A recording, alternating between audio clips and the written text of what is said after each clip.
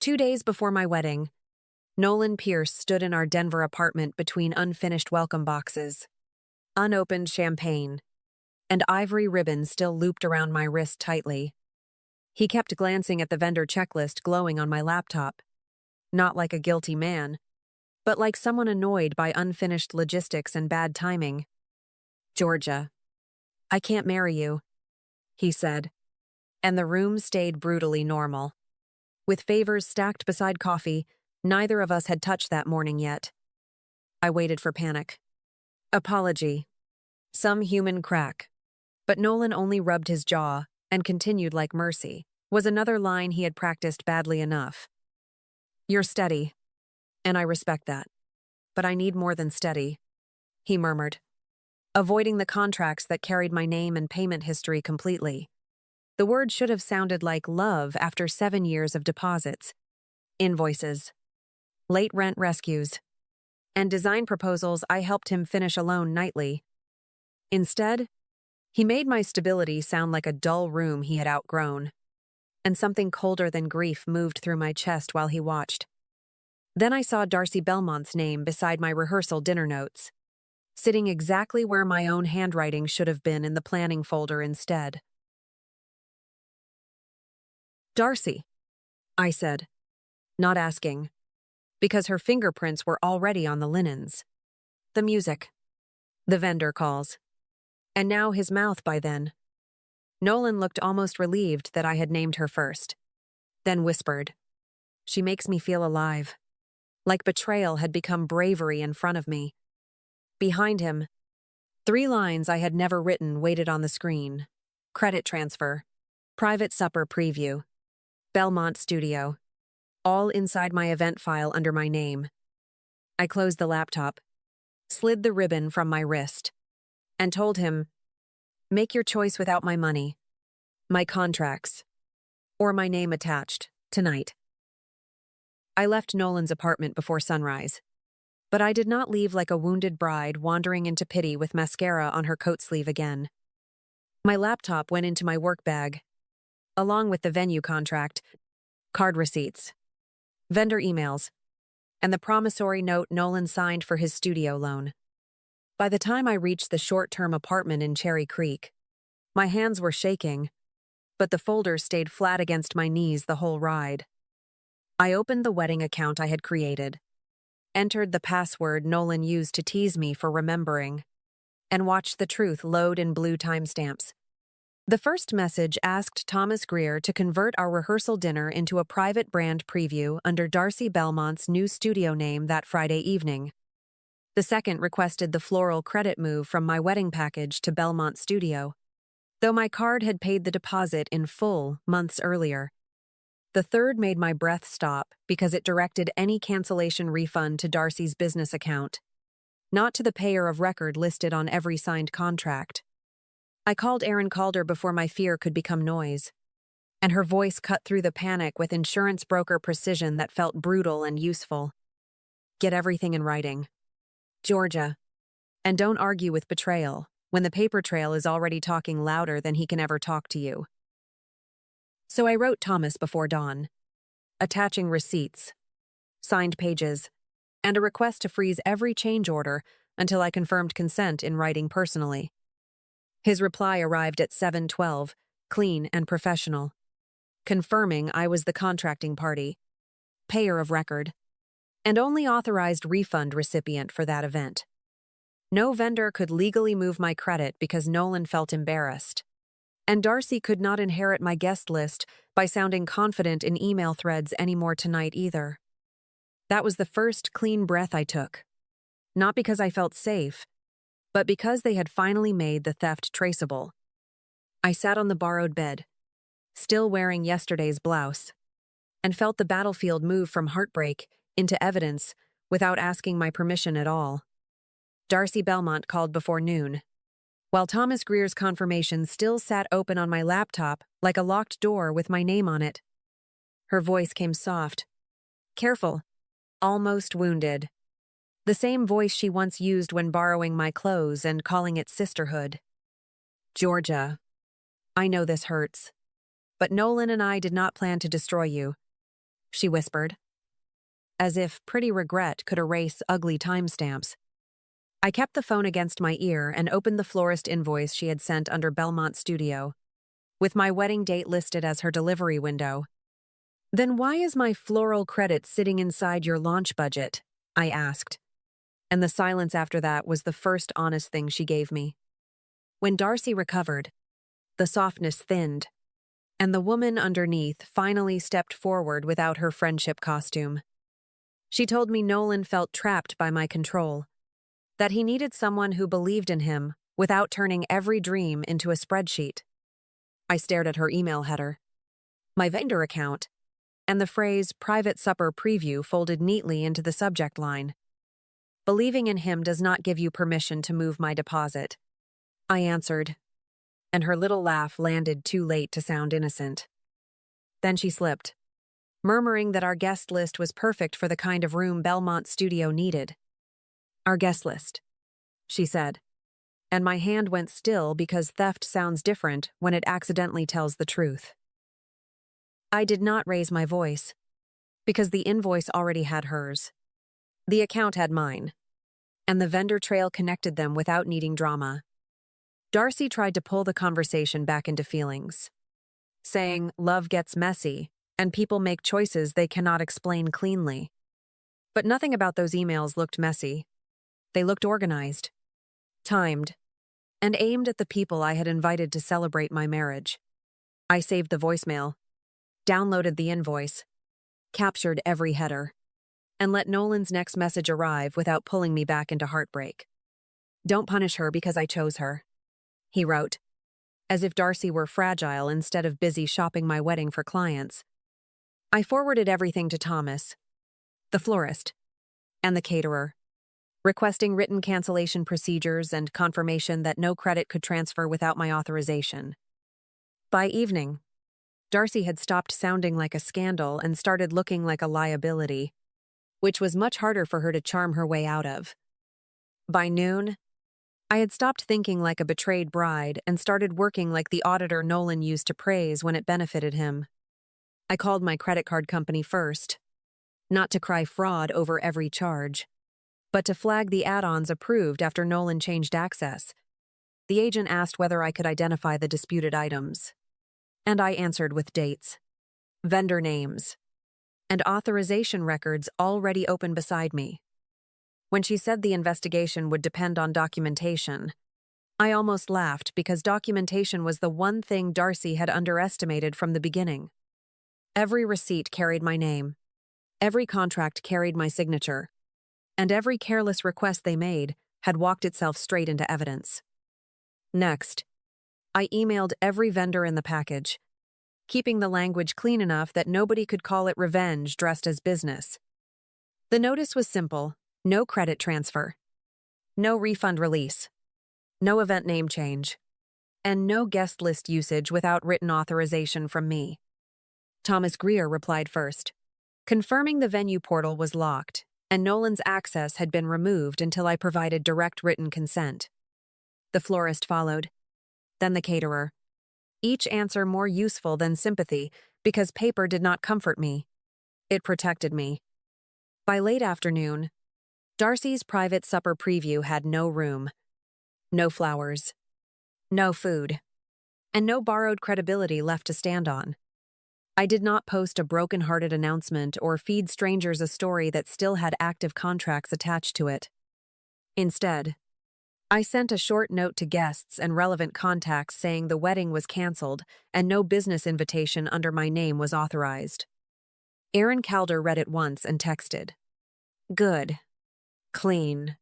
Impossible to twist," which felt better than any dramatic applause could have felt. Regina Pierce called an hour later, soft and wounded, telling me Nolan was overwhelmed and Darcy may have pushed things too far.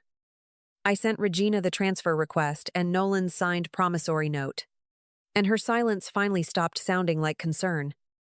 That evening, Nolan appeared in my building lobby, speaking too loudly about how I was taking everything from him. I looked at his shaking hands and understood he was not grieving love. He was watching access disappear in real time. "I'm not taking anything," I told him, keeping my voice low enough for the desk clerk to ignore us. I'm just stopping you from using what was never yours. Before midnight, Thomas forwarded one last message. Darcy had claimed I quietly approved keeping Friday's dinner, and my reply was only, no authorization was given. 3 months passed before Erin Calder called during lunch, lowering her voice with news people pretend not to enjoy hearing, until the details became too clean. Darcy Belmont's studio had failed before opening properly, not because anyone attacked her, but because every vendor remembered the transfer request with her name attached. The venue would not touch her. The florist stopped answering, and the caterer wanted full payment up front before discussing anything connected to Belmont Studio. Erin kept it careful, then let one sentence land, nobody wants a planner who treats someone else's contract like a shopping cart. Nolan's collapse came slower, then all at once, because charm lasts longer than money, but never pays the balance due when clients leave. Without my proposals, calendars, invoices, and late-night edits, his design studio stopped looking like a business and started looking like scattered wishes. 2 clients left after missed deadlines. Another refused a deposit, and the studio loan he signed with me finally reached its due date. I did not call him or write about fairness, because my attorney's civil demand said enough through the promissory note. Darcy left first, which surprised nobody who had read her emails closely enough to know loyalty was never part of her business plan. She packed up her rebrand, deleted half her profiles, and disappeared from Denver before Nolan finished explaining how she had ruined him. Vendor gossip stayed quiet but effective, moving through private inboxes until one planner called Darcy too risky to recommend. And the phrase stayed there. When Nolan texted from an unknown number, I was wrong. Georgia. She used me. I remembered his signature, emails, and access requests. I stared at the message until pity tried to rise. Then the paper trail pushed it back where it belonged. She did not destroy you, I whispered in my apartment, though I never sent it, because he had chosen every step beside her. You picked someone who matched the greediest part of you. I breathed, and the truth felt colder than anger ever had. By then, the fireworks he chose over me had burned out, and all that remained were invoices with his name on them. Nolan found me outside a boutique hotel group downtown, just after I finished an audit that had taken 3 clean weeks and no emotional wreckage. His suit was pressed, but his face looked borrowed from a worse life, with tired eyes and hands wrapped too tightly around his phone. Georgia, please, just 5 minutes. He breathed, stepping into my path like desperation had finally taught him how to stand still. I looked at him without panic, and that absence of panic seemed to hurt him more than anything I could have said. He started talking before I answered, telling me he missed our old apartment, our coffee mornings, and the way I used to believe in him. The memories landed near me, not inside me, because I remembered the sentence he chose 2 days before our wedding instead. You told me I was safe. I reminded him, watching his mouth tighten around the word he once used like an insult. He shook his head quickly, whispering that he was stupid, confused, ruined by Darcy, and willing to do anything if I gave him one chance. If Belmont Studio had worked, I asked, keeping my voice quiet, would you be standing here asking me to forgive you today? Nolan looked away, and the answer sat between us with more weight than any apology he had rehearsed. I saw him clearly then, not as the man I lost, but as the man who missed the system I had built around him. He did not miss my heart as much as my calendars, my proposals, my invoices, and the calm hands that turned his chaos into something usable. You do not, I told him, while traffic moved behind us like the city had already chosen to continue. You want the infrastructure you insulted, and I am no longer available to hold up your bad decisions. His eyes filled, and he promised therapy, repayment, humility. Anything that sounded expensive enough to pass for growth. I did not laugh, because the damage had become too documented for drama, and the promissory note was already sitting with my attorney. Repayment goes through counsel, I said, adjusting my bag while his face folded around the finality of that sentence. Closure is yours to find. Nolan, because I already found mine when your words stopped having access to me. Then I walked past him into the afternoon. Not fast, not shaking, and not looking back to see whether he finally understood. The promotion came quietly, inside a conference room with bad coffee, when my director slid the regional audit lead offer across the table and smiled. Aspen, Santa Fe, and Portland became my new territory. Places Nolan once called too expensive for dreams that were not his to own. I signed with the same pen I had used to annotate vendor contracts, and the steadiness he mocked became the reason my name moved upward. There was no champagne that night, only takeout noodles, fresh tulips, and the strange luxury of knowing every dollar in my account answered to me. Regina Pierce emailed 2 weeks later, careful and motherly, saying Nolan was not doing well and still asked about me when panic hit. She wrote that I had always known how to calm him, as if my nervous system had been family property he could reclaim after damage. I stared at her message, remembered the transfer request with his name attached, and replied, I'm no longer Nolan's emergency contact. The sentence looked small on the screen, but it closed a door that years of politeness had kept cracked open. Aaron Calder invited me to a private supper event that weekend, not as Nolan's former fiancée, but as Georgia Whitcomb with her own title.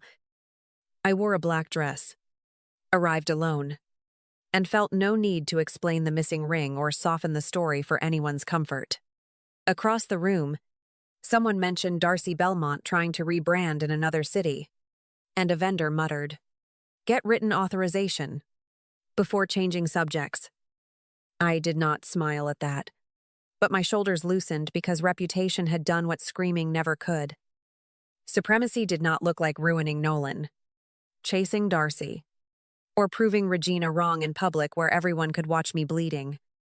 It looked like clean contracts, paid bills, quiet mornings, and a calendar filled with cities where nobody knew me as the woman he left.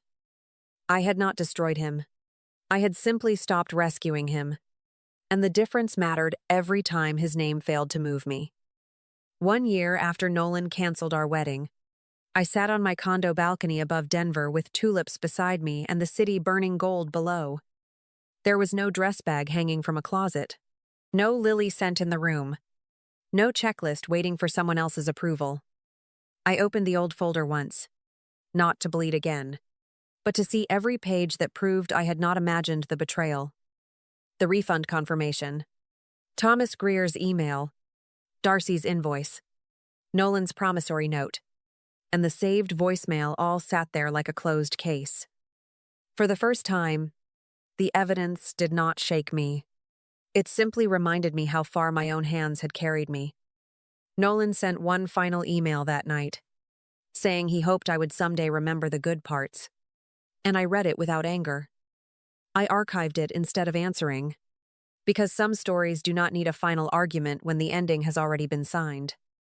I used to think being abandoned 2 days before my wedding was the worst humiliation of my life, until I understood what actually happened.